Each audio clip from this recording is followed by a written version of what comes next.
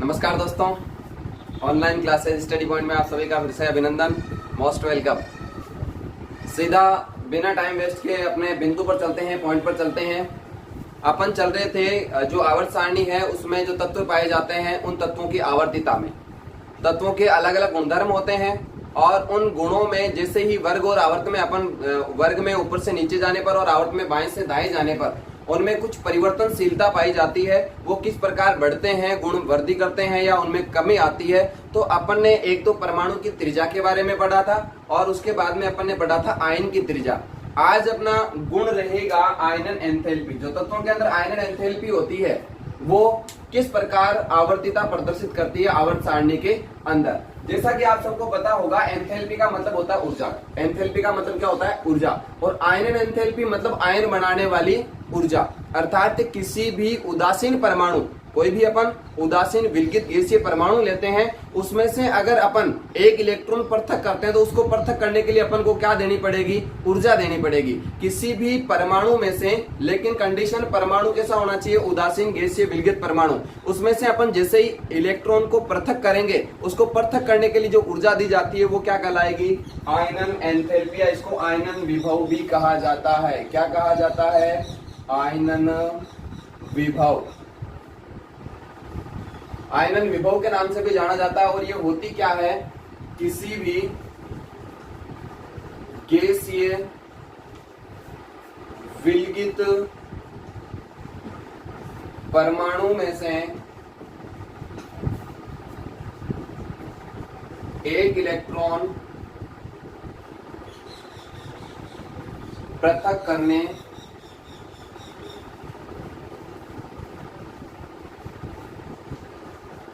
दी गई ऊर्जा, पृथक करने में दी गई ऊर्जा क्या कहलाती है? आयनन एंथैल्पी कहलाती है। और आप सबको पता है कि किसी भी उदासीन परमाणु में से अगर अपन इलेक्ट्रॉन निकालेंगे तो उसमें इलेक्ट्रॉनों की कमी होगी और इलेक्ट्रॉनों की कमी होने से उसमें पॉजिटिव चार्ज जो है उसमें क्या होगी? वृद्धि होगी। अर्थात उस पर प्लस आवेश आ जाएगा और वो क्या बना लेगा? धनायन बना लेता है। क्या बना लेता है? धनायन। अपन ने इसकी पिछली कक्षा के अंदर अपन ने पढ़ा था आयनिक त्रिज्या। और आयनिक त्रिज्या में आपको पता होगा अपन ने सोडियम में से एक इलेक्ट्रॉन को पृथक किया था और एक इलेक्ट्रॉन को पृथक करने पर सोडियम का धनायन बना था। क्या बना था? सोडियम का धनायन। जैसे मैं बात करता हूं Na सोडियम की, और आप सबको पता है इसका परमाणु क्रमांक कितना होता है? 11 नंबर पे है। अर्थात पहली कक्षा में 2 इलेक्ट्रॉन बनेंगे, दूसरे में 8 बनेंगे और तीसरे में 1 इलेक्ट्रॉन। ठीक है। अब इसके 1 इलेक्ट्रॉन को अपन क्या कर देंगे? बाहर निकालेंगे। और बाहर निकालने के लिए अपन को क्या देनी पड़ेगी? आयनन एंथैल्पी। अर्थात उदासीन परमाणु को अपन क्या दे रहे हैं? आयनन एंथैल्पी दे रहे हैं। क्या दे रहे हैं? आयनन एंथैल्पी। और आयनन एंथैल्पी देने से जैसे उदासीन परमाणु को अपन आयनन एंथैल्पी देंगे, उसका एक इलेक्ट्रॉन क्या हो जाएगा? बाहर निकल जाएगा और क्या बना लेगा? धनायन बन जाता है। क्या बन जाता है? धनायन बन जाता है। अर्थात जिस परमाणु में से इलेक्ट्रॉन निकलेंगे उसी परमाणु का क्या बन जाएगा? धनायन बन जाएगा। जैसे ये सोडियम है, इस सोडियम में अपन क्या करते हैं? एक इलेक्ट्रॉन को पृथक कर देंगे तो सोडियम का क्या बन जाएगा? सोडियम में से एक इलेक्ट्रॉन अपन ने अलग कर दिया तो इस पर चार्ज कौन सा आ जाएगा? पॉजिटिव। अर्थात सोडियम का क्या बन गया? धनायन। अभी उदासीन था, ना इस पे नेगेटिव चार्ज है ना इस पे पॉजिटिव चार्ज है। जैसे इलेक्ट्रॉन को पृथक किया, क्या बन गया? सोडियम का धनायन। अर्थात धनायन बनाने के लिए कौन सी ऊर्जा दी जाती है? आयनन एंथैल्पी दी जाती है। अब अपन इसकी बात करेंगे, इसको किस में मापा जाता है? इसका मात्रक क्या होता है? इसका मात्रक, और मात्रक इसका होता है किलो कैलोरी प्रति मोल। किलो कैलोरी प्रति मोल इसका क्या होता है? मात्रक। इसका आयनन एंथैल्पी का इसका दूसरा नाम क्या होता है? आयनन विभव।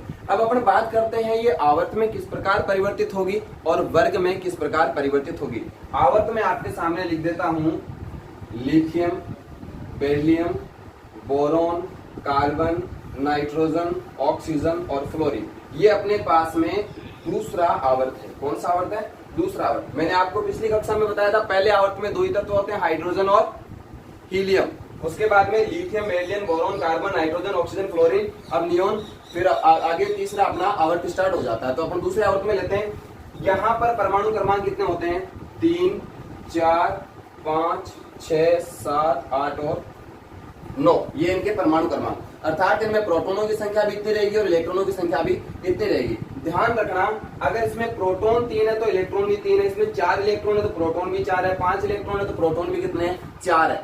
और आप सबको ये भी मैंने बताया था कि एक ही आवर्त के अंदर अगर बाएं से दाएं जाते हैं तो परमाणु का आकार घटेगा। अभी पिछली कक्षा में बताया था मैंने आपको कल कि बाएं से दाएं जाने पर परमाणु का आकार क्या होता है, आवर्त सारणी में घटता है। क्यों घटता है? कोषों की संख्या समान रहती है लेकिन प्रभावी नाभिकीय आवेश का मान बढ़ता है। इलेक्ट्रॉन और प्रोटॉनों की संख्या बढ़ती है। यहाँ 3 थे, 4 थे, 5 हो गए, 6 हो गए, 7 हो गए, 8 हो गए, 9 हो गए। जैसे जैसे इनका जो इलेक्ट्रॉन और प्रोटॉन की संख्या बढ़ती जाएगी, इनका आकार क्या होता जाएगा, छोटा। क्योंकि चुंबक के टुकड़े जैसे जैसे बड़े होते जाते हैं उनमें आकर्षण भी क्या होता जाता है, अधिक होता जाता है। और आकर्षण अधिक होगा इसका मतलब पास पास में, और पास में आने से परमाणु का आकार क्या, जैसे ये प्रोटॉन है यहाँ पर और यहाँ पे इलेक्ट्रॉन है, अगर इनमें आकर्षण होगा तो परमाणु क्या हो जाएगा, छोटा हो जाएगा। परमाणु क्या हो जाएगा, छोटा।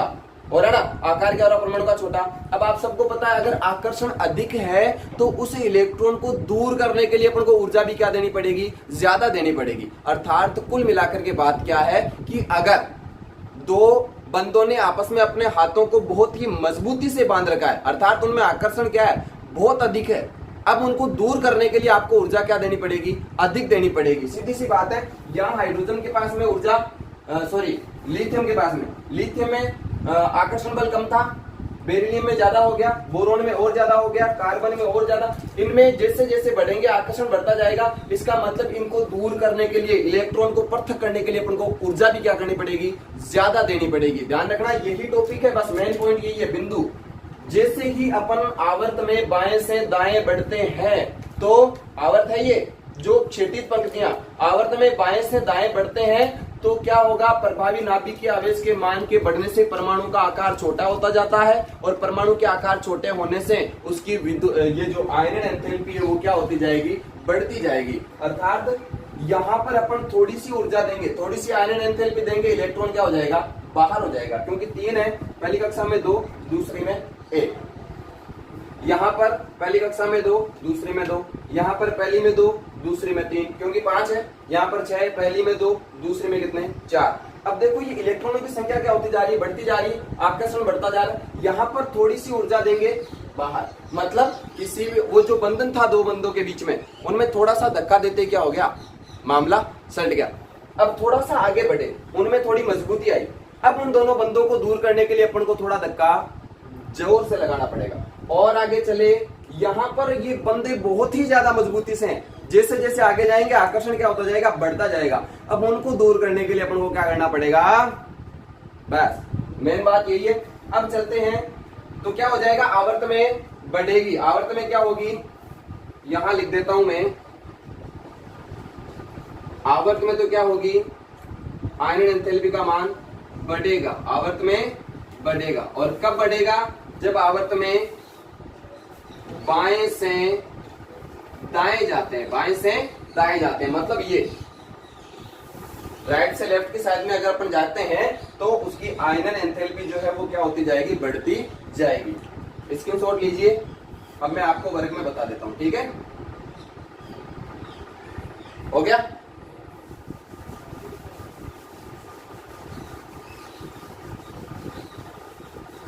कोई चीज समझ में नहीं आती है तो आप कमेंट बॉक्स में मेरे को कमेंट कर सकते हैं, नेक्स्ट वीडियो में आपका सॉल्यूशन कर दिया जाएगा, या कमेंट की रिप्लाई आपको उसी समय कर दिया जाएगा। ध्यान दें, अब मैं बात कर रहा हूं वर्ग की।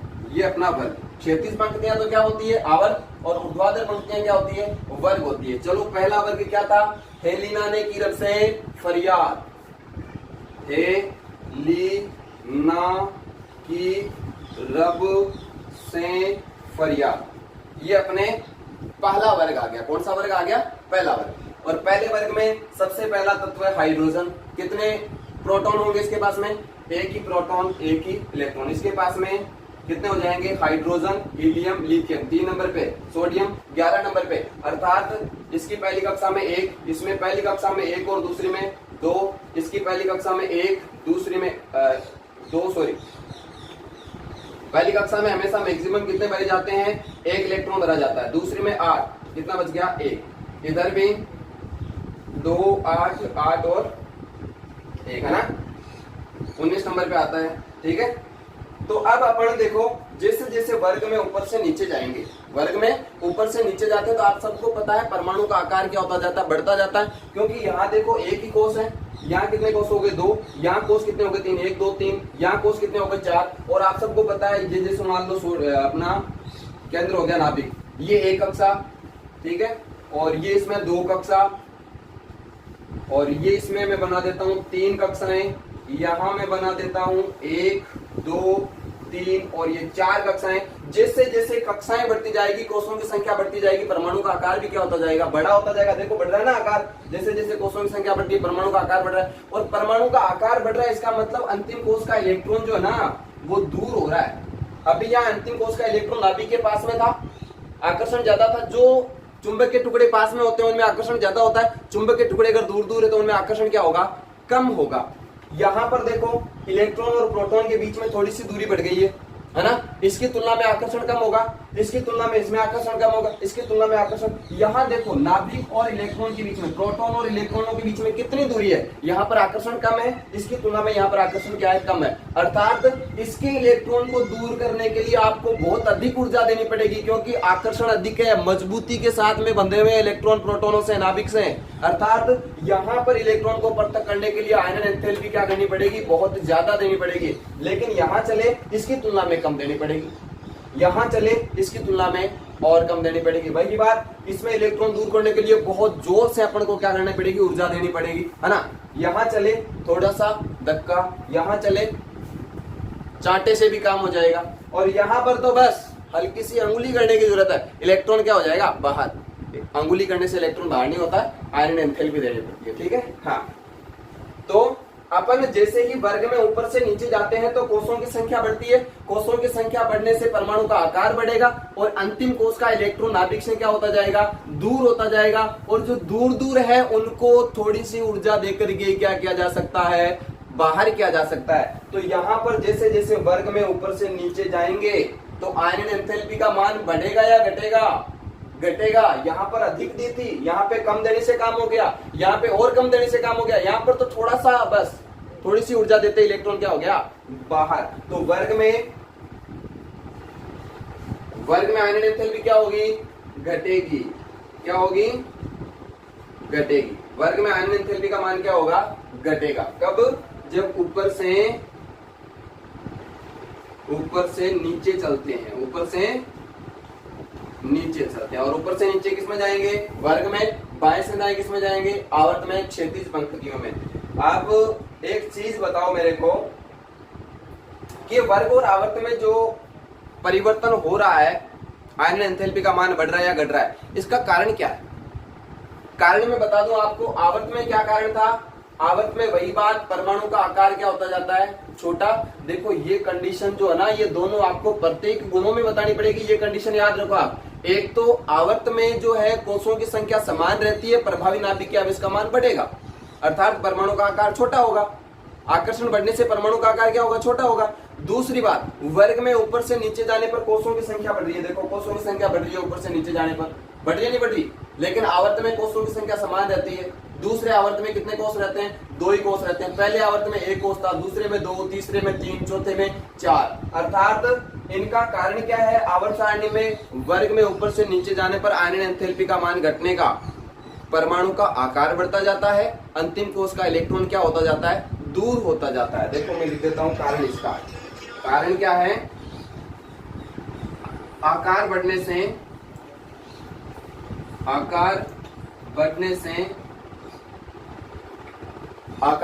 से अंतिम कोष का इलेक्ट्रॉन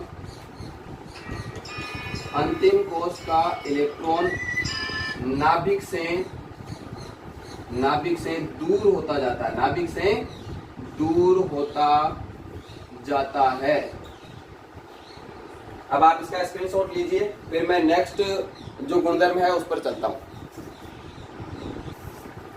अब देखिए, अगर कोई परमाणु है, उस परमाणु में से अपन ने एक इलेक्ट्रॉन दूर किया, उसके लिए अपन ने जो ऊर्जा दी वो थी प्राथमिक आयरन एंथैल्पी। मान लो दूसरा इलेक्ट्रॉन और दूर करना है, पृथक करना है, दूसरा इलेक्ट्रॉन पृथक करने के लिए दी जाने वाली ऊर्जा कौन सी हो जाएगी, द्वितीयक आयनन एंथैल्पी। इसी प्रकार तीसरे इलेक्ट्रॉन को पृथक करने के लिए दी जाने वाली ऊर्जा क्या हो जाएगी, तृतीयक आयनन एंथैल्पी। जैसे मैं बात करूं कोई अपने पास में परमाणु है जिसका इलेक्ट्रॉनिक विन्यास है अपने पास में 2 8 13 अर्थात 13 नंबर पर 13 नंबर पे है ना, 13 नंबर पर कोई परमाणु है, उसमें से अपन ने पहला इलेक्ट्रॉन दूर किया तो कितने हो जाएंगे 2 8 2, एक इलेक्ट्रॉन बाहर कर दिया, ठीक है।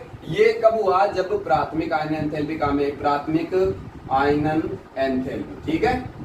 फिर अपने क्या किया, एक इलेक्ट्रॉन और दूर कर दिया 2 8 1, ये कौन सी हो जाएगी, द्वितीयक आयनन एंथैल्पी, ठीक है। फिर अपन ने इसमें से एक इलेक्ट्रॉन और पृथक कर दिया, क्या हो गई, तृतीयक आयनन एंथैल्पी, ठीक है। पहले इलेक्ट्रॉन को दूर किया प्राथमिक आयनन एंथैल्पी, दूसरे इलेक्ट्रॉन को दूर किया द्वितीयक आयनन एंथैल्पी, तीसरे इलेक्ट्रॉन को दूर किया तृतीयक आयनन एंथैल्पी, अर्थात इलेक्ट्रॉनों को दूर करने के लिए दी जाने वाली ऊर्जा आयनन एंथैल्पी है। अब आपको पता होगा यहां पर 3 इलेक्ट्रॉन है, ठीक है। पहले इलेक्ट्रॉन को अपन ने दूर किया तो अपन को थोड़ी सी ऊर्जा देनी पड़ी, इलेक्ट्रॉन दूर हो गए, क्यों, क्योंकि यहां पर देखो कितने हैं टोटल 13 ही तो प्रोटॉन है और 13 ही क्या है, इलेक्ट्रॉन, उदासीन परमाणु था, है ना, 13 ही प्रोटॉन और 13 ही क्या है, इलेक्ट्रॉन है। अब इसमें से अपन ने अगर एक इलेक्ट्रॉन दूर किया तो वो मान लो अपन ने आयनन एंथैल्पी देकर के दूर कर दिया।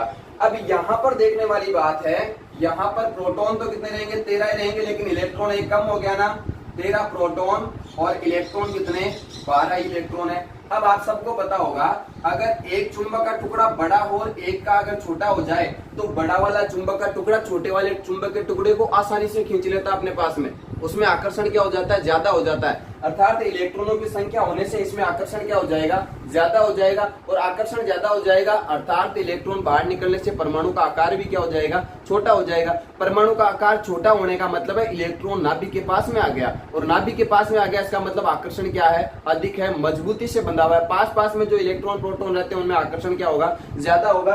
अब आपको दूसरा इलेक्ट्रॉन दूर करने के लिए ऊर्जा भी क्या करनी पड़ेगी, ज्यादा देनी पड़ेगी पहले की तुलना में। पहले को तो अपने जितने प्रोटॉन उतने इलेक्ट्रॉन थे, उनमें आकर्षण था, थोड़ा बहुत अपने इलेक्ट्रॉन को दूर कर दिया, ठीक है, थोड़ी सी ऊर्जा देकर के। लेकिन दूसरा अगर इलेक्ट्रॉन आपको दूर करना तो आपको पहले वाले की तुलना में ज्यादा ऊर्जा देनी पड़ेगी। कारण क्या है, क्यों देनी पड़ेगी ज्यादा ऊर्जा, पहले वाले में जितनी थी उतने उसी इलेक्ट्रॉन को अपन दूसरे को करें, लेकिन यहाँ पर 13 इलेक्ट्रॉन थे और 13 प्रोटॉन थे, यहाँ पर कितने, 13 प्रोटॉन और 12 इलेक्ट्रॉन, 12 बचे इलेक्ट्रॉन, क्योंकि एक इलेक्ट्रॉन को अपने पहले पृथक कर दिया। अब इनमें आकर्षण बढ़ जाएगा, इनमें आकर्षण क्या हो जाएगा, बढ़ जाएगा, और इलेक्ट्रॉन कम होने से परमाणु का आकार वैसे ही छोटा हो जाएगा। परमाणु का आकार छोटा हो गया, इसका मतलब छोटा होने का मतलब क्या हुआ, देखो एक तो यहाँ पे मान लो कोई इलेक्ट्रॉन, इनके बीच में आकर्षण, और एक में बात करूं इनके बीच में आकर्षण, ज्यादा आकर्षण किस में होगा, छोटे आकार में ही होगा ज्यादा आकर्षण, जो पास में इलेक्ट्रॉन प्रोटॉन उनमें होगा आकर्षण ज्यादा। तो जैसे ही परमाणु का आकार छोटा हुआ, कब, जब एक इलेक्ट्रॉन कम हो गया, इलेक्ट्रॉन के कम होने से आकार छोटा हुआ, और छोटे होने के बाद में अपन को अगर एक इलेक्ट्रॉन और दूर करना है, इसलिए आपको उसकी तुलना में ऊर्जा ज्यादा देनी पड़ेगी, वो क्या होगी, द्वितीयक आयनिक एंथैल्पी। इसी प्रकार तीसरे इलेक्ट्रॉन को दूर करने के लिए आपको दूसरे की तुलना में और ज्यादा ऊर्जा देनी पड़ेगी, वो क्या हो जाएगी, तृतीयक आयनिक एंथैल्पी। अर्थात कहने का मतलब जो अपनी फर्स्ट आयनन एंथैल्पी है, आयनन एंथैल्पी, उसकी तुलना में सेकंड आयनन एंथैल्पी है वो ज्यादा देनी पड़ती है, ज्यादा होती है आयनन एंथैल्पी। उसकी तुलना में थर्ड आयनन एंथैल्पी जो होती है वो क्या होती है, और ज्यादा होती है, थर्ड आयनन एंथैल्पी, ठीक है। तो ये भी आप याद रखना, आपको पूछ ले छोटा सा क्वेश्चन कि प्राथमिक आयनन एंथैल्पी जो है वो द्वितीयक आयनन एंथैल्पी की तुलना में कम होती है, तथा तृतीयक आयनन एंथैल्पी की तुलना में द्वितीयक आयनन एंथैल्पी भी क्या होती है, कम होती है। इसका कारण बताओ, तो बता दोगे कि जैसे ही अपन ने एक इलेक्ट्रॉन दूर किया, परमाणु का आकार छोटा हो गया, छोटा होने से दूसरे इलेक्ट्रॉन को दूर करने के लिए ज्यादा ऊर्जा देनी पड़ेगी, है ना, और दूसरा इलेक्ट्रॉन दूर करते ही परमाणु का आकार और ज्यादा छोटा हो गया। अब अपन को उस इलेक्ट्रॉन को दूर करने के लिए और ज्यादा ऊर्जा देनी पड़ेगी। आकार जितना छोटा होगा उतना ही क्या होगा, इलेक्ट्रॉन और प्रोटॉनों के मध्य में आकर्षण ज्यादा होगा। ये भी आप छोटा सा स्क्रीनशॉट ले लीजिए।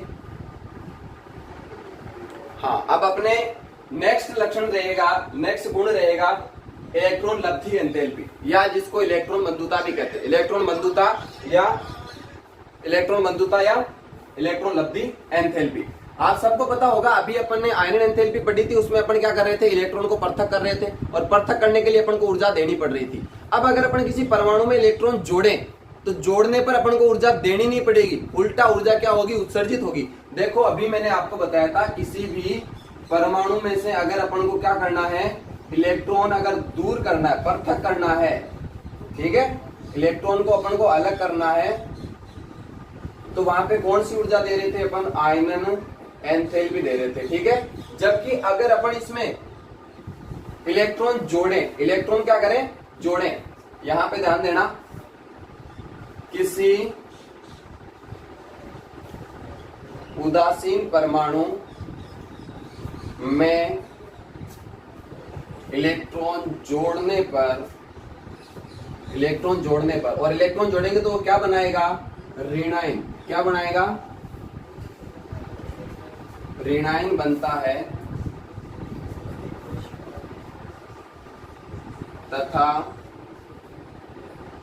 ऊर्जा उत्सर्जित होती है। ऊर्जा क्या होती है, उत्सर्जित होती है। देखो जब आयनन एंथैल्पी थी उसमें अपन क्या कर रहे थे, इलेक्ट्रॉन को दूर कर रहे थे तो ऊर्जा देनी पड़ रही थी। अब इलेक्ट्रॉन अपन जोड़ेंगे, किसी उदासीन परमाणु में इलेक्ट्रॉन जोड़ने पर, पहले इलेक्ट्रॉन निकाल रहे थे तो ऊर्जा देनी पड़ रही थी, अब इलेक्ट्रॉन जोड़ रहे हैं तो उल्टा हमें ऊर्जा प्राप्त होगी, अर्थात उत्सर्जित होगा। ऊर्जा का क्या होगा, उत्सर्जन होगा। देखो किसी भी, कोई भी मान लो गैसीय विलगित परमाणु है, जैसे मैं बात करता हूं कोई भी परमाणु की, ये लो परमाणु, ठीक है,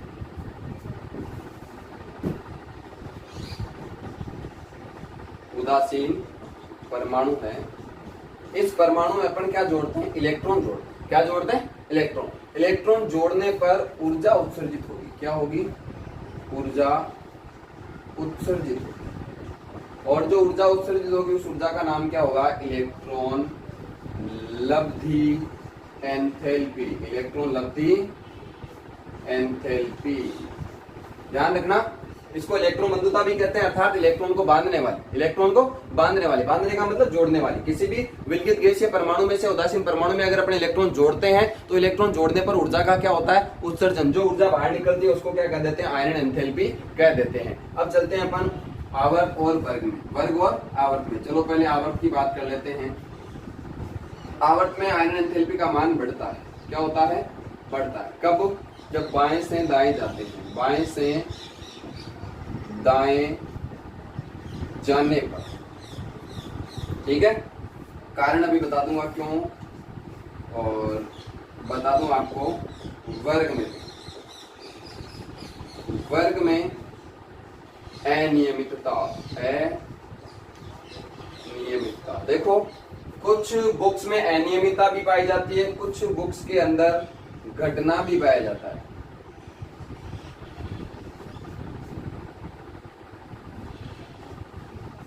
घटते भी लिखा हुआ होता है, इसका भी कारण मैं आपको बता देता हूं। और कब घटेगी, जब ऊपर से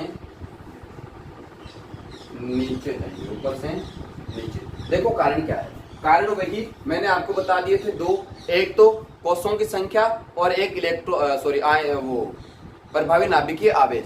जब आवर्त में चलते हैं बाएं से दाएं तो आपको पता है कोषों की संख्या समान रहती है, कोषों की संख्या में कोई परिवर्तन नहीं होता। ये दो बात तो आप पक्की पक्की याद कर लो। एक तो आवर्त में कोषों की संख्या समान रहती है, जबकि वर्ग में कोषों की संख्या ऊपर से नीचे जाने पर बढ़ती है। एक जो प्रभावी नाभिकीय आवेश है वो आवर्त में तो क्या होता है, बढ़ता जाता है, जिससे परमाणु का आकार क्या हो जाएगा, छोटा हो जाएगा। और वर्ग में ऊपर से नीचे जाने पर प्रभावी नाभिकीय आवेश का मान क्या होता है, कम होता है। क्योंकि प्रभावी नाभिकीय आवेश है क्या, अंतिम कोश का इलेक्ट्रॉन और जो नाभिक है उनके बीच में जो आकर्षण बल है। इलेक्ट्रॉन दूर है तो आकर्षण कम हो जाएगा, आकार बड़ा है इसका मतलब इलेक्ट्रॉन दूर है, आकर्षण क्या होता जाएगा, कम होता जाएगा। तो यहाँ पर आवर्त की बात करें, आवर्त में बाएं से दाएं जाने पर, बाएं से दाएं जाने पर प्रभावी